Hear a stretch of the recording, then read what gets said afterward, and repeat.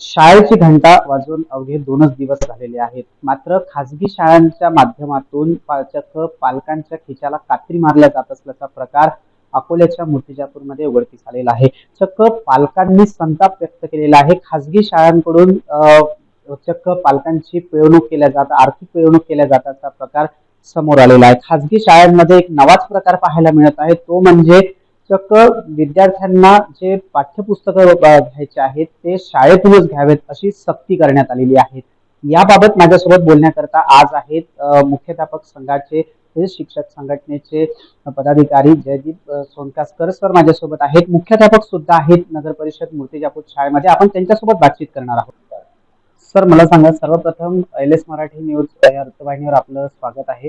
Sir मला सांगा, खाजगी शाळांमध्ये सक्ती केल्या जात आहे की पाठ्यपुस्तकं जे आहेत ते आमच्या शाळेतून विकत घ्यावेत आणि एका प्रकारे पालकांच्या खिशाला कात्री मारल्या जात आहे. आपण अनेक वेळा शिक्षकांच्या असेल विद्यार्थ्यांच्या हितार्थ आपण लढा दिलेला आहे, काय सांगाल यावर? आमच्या ज्या शासनाच्या संचलित शाळा आहेत त्यामध्ये स्थानिक स्वराज्य संस्थेच्या अंतर्गत येणाऱ्या जिल्हा परिषदेच्या, महानगरपालिकेच्या आणि नगरपालिकेच्या शाळा आहेत. या शाळांमध्ये अत्यंत तळागाळातील आणि बहुजन समाजातील अत्यंत गोरगरीब शेतकरी शेतमजुरांची मुलं शिकतात आणि अशा शाळांमध्ये चांगला दर्जेदार शिक्षक सुद्धा आहे. परंतु अलीकडे एक प्रकारचा ट्रेंड निर्माण झाल्यामुळे खाजगी शाळांकडे आणि इंग्रजी माध्यमाच्या शाळांकडे काही पालक वळलेले आहेत. परंतु त्या ठिकाणी शासनाच्या कुठल्याही सुविधा नसल्यामुळे किंवा शासनाच्या योजनेतून विद्यार्थ्यांना ज्या सुविधा आमच्याकडे मिळतात त्या तिकडे मिळत नसल्यामुळे विद्यार्थ्यांची आणि पालकांची त्या ठिकाणी आर्थिक फसवणूक होत आहे, पिळवणूक होत आहे. आणि त्या संदर्भात आम्ही पालकांना आवाहन करेल की आपल्या प्राथमिक शिक्षणाच्या संदर्भात आपण जागृत राहून आपला खर्च होणार नाही आणि आपलं शिक्षण मोफत कसं होईल त्याकडे आपण लक्ष दिलं पाहिजे. सर मला सांगा की जी ही सक्ती केल्या जात आहे की पाठ्यपुस्तकं असतील किंवा नोटबुक असतील हे आमच्याच शाळेमधून विकत घ्यावे अथवा संबंधित अमुक अमुक एखादं दुकान आहे त्या दुकानातूनच विकत घ्यावे किंवा तुमचा जो युनिफॉर्म आहे हा विकत घ्यावा, हे नियमात बसतं सर, ते नियमबाह्य आहे? आता या संदर्भात मी आपल्याला आधी सांगितलेलं आहे की शासनाच्या शाळांमध्ये 1 ते 8 पर्यंत सर्व शिक्षा अभियानाच्या माध्यमातून, समग्र शिक्षा अभियानाच्या माध्यमातून आजपर्यंत गणवेश मिळत आहेत.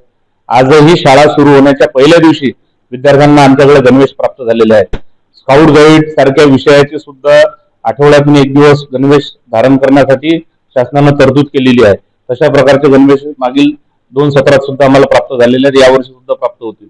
आणि अशा प्रकारे शिवाय बूट, मोजे आणि या सहित दप्तरासहित आमच्या विद्यार्थ्यांना शासन पुरवित आहे, मोफत पाठ्यपुस्तकं पुरवत आहे. एवढं मोठं शासनाचं या ठिकाणी एकीकडे योजना राबवत असताना समाजाप्रती एक भान आहे आणि आपणच आपल्या पायावर दगड पाडून जर इंग्रजी शाळांच्या माध्यमातून येणाऱ्या महागड्या दुकानातून पुस्तकं घेतले किंवा आपलं साहित्य खरेदी केलं तर त्याचा नक्कीच परिणाम आपल्या इतर सगळ्या समाजातील आणि सामान्य शेतकरी शेतमजूर पालकांवर होणार आहे.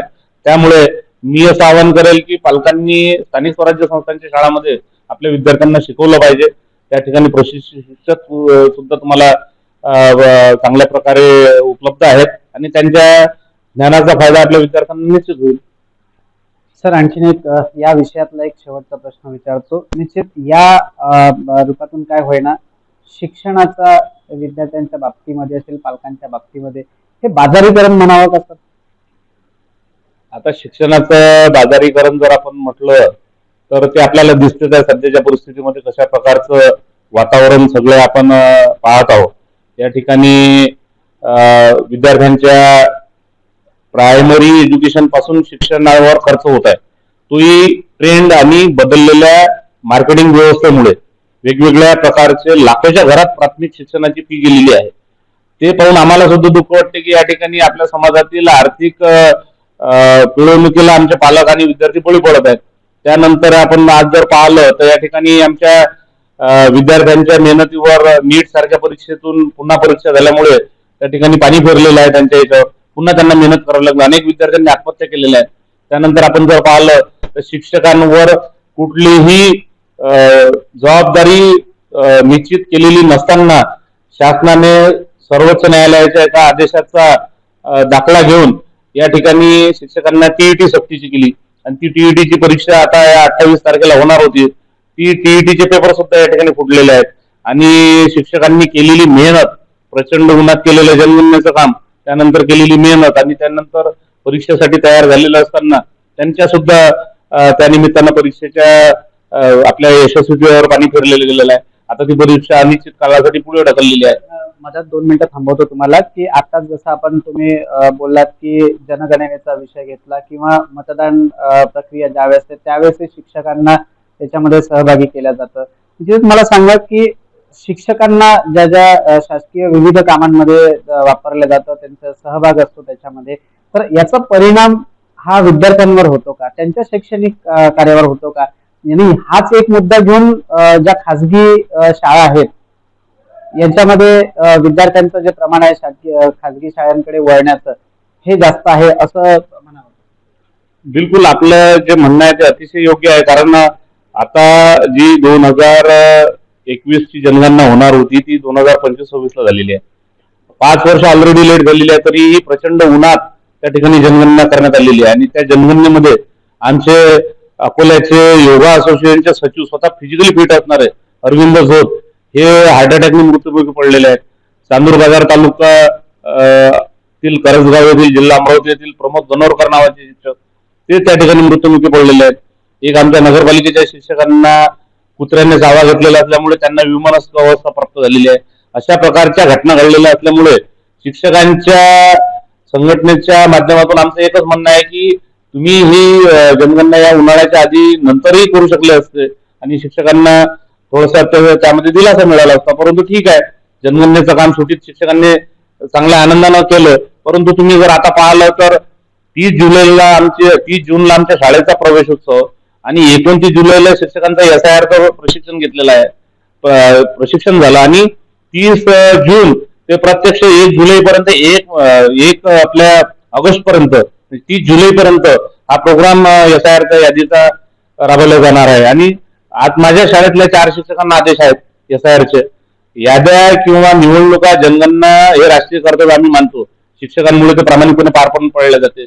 परंतु या ठिकाणी आपण जर पाहिलं तर शाळा सुरू करण्याच्या दिवशीच जर शिक्षक SIR यादीला कामाला जात असतील तर आमच्या सरकारी शाळेतल्या शिक्षकांवरच हा अन्याय आहे. आणि इतर खाजगी शाळेतल्या इंग्रजी शाळेतल्या शिक्षकांनी जनगणनेचे पण कामं केलेली नाही आहे, त्यानंतर या BLOच्या कामामध्ये पण ते नाही आहेत आणि SIR मध्ये पण ते नाही आहे. त्यांना केवळ फक्त आपल्या शाळा चालवणे आणि आपलं अध्यापन करणे एवढंच त्यांच्याकडे काम आहे.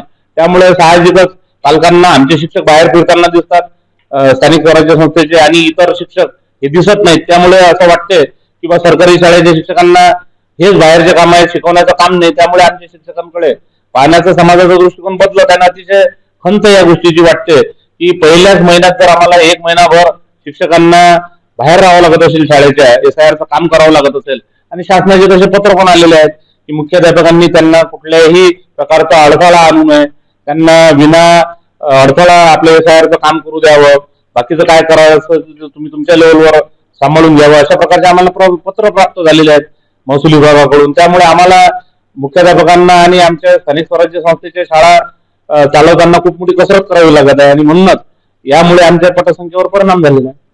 सर, शेवटचा एक प्रश्न विचारतो की इंग्रजी शाळेकडे विद्यार्थ्यांना वळण्याचा जो कल चालू आहे, कुठेतरी मराठी हा दाबण्याचा प्रयत्न चालू आहे. आता इंग्रजी शाळांकडे जो पालकांचा ओढा आहे तर ते जे आपण पाहतो आणि मराठीकडे ओढा कमी झालेला आहे. वास्तविक पाहता आपण मराठी माध्यमाच्या शाळेतून शिकतो, त्यानंतर आपण सेमी इंग्लिश शाळेमध्ये शिकतो. जे इंग्रजी, विज्ञान आणि गणित आणि इतर सब्जेक्ट आहेत ते आपले मराठीतच राहतात. 2 सब्जेक्ट आपले सायन्स आणि मॅथ्स हे जर आपण सेमी इंग्लिश माध्यमातून शिकलो तरी चांगल्या प्रकारे आपण त्या ठिकाणी गुणवत्ता वाढ करू शकतो. परंतु फुल इंग्लिश मध्ये शिकून आणि त्या माध्यमातून आपल्या विद्यार्थ्यांना कुठेतरी एकाच दिवशी हा विद्यार्थी आपला स्मार्ट झाला पाहिजे असं पालकांनाही वाटते आणि त्या माध्यमातून त्याच्या गुणवत्तेवर सुद्धा त्याचा वाईट परिणाम होतो आणि पुढे मग ती जी स्पर्धा वाढते त्या स्पर्धेमध्ये ते विद्यार्थी टिकतात की नाही हा भाग वेगळा आहे. परंतु आज रोजी मात्र मराठी माध्यमाच्या शाळा या अखेरच्या घटका मोजत आहेत. आणि त्या माध्यमातून इंग्रजी शाळांच्या प्रवेशाची संख्या वाढत असल्यामुळे हा एक प्रकारे मराठीवर अन्याय होत आहे असं मला या ठिकाणी स्पष्टपणे सांगावं वाटतं. आताच आपण बघितलं माझ्यासोबत होते जयदीप सोनकासकर सर, जे मुख्याध्यापक संघटनेचे प्रदेश उपाध्यक्ष आहेत. त्याचप्रमाणे जर पाहायला गेलं तर शिक्षक असतील किंवा विद्यार्थी यांच्या विविध मागण्यांकरता यांच्या मागण्या घेऊन हे नेहमीच रटत असतात. त्यांच्या सांगण्यानुसार मराठी शाळांना ज्या प्रकारे डावलण्याचा प्रयत्न सुरू आहे आणि इंग्रजी शाळांचा उच्चांक वाढण्याचा प्रयत्न सुरू आहे, याला सर्वस्व जे जबाबदार आहेत ते पाल्य जेवढे आहेत तेवढे शासनाचे जे धोरण आहेत तेही असल्याचं त्यांनी स्पष्ट केलेलं आहे. प्रतीक कुरेकर, LS मराठी, अकोला.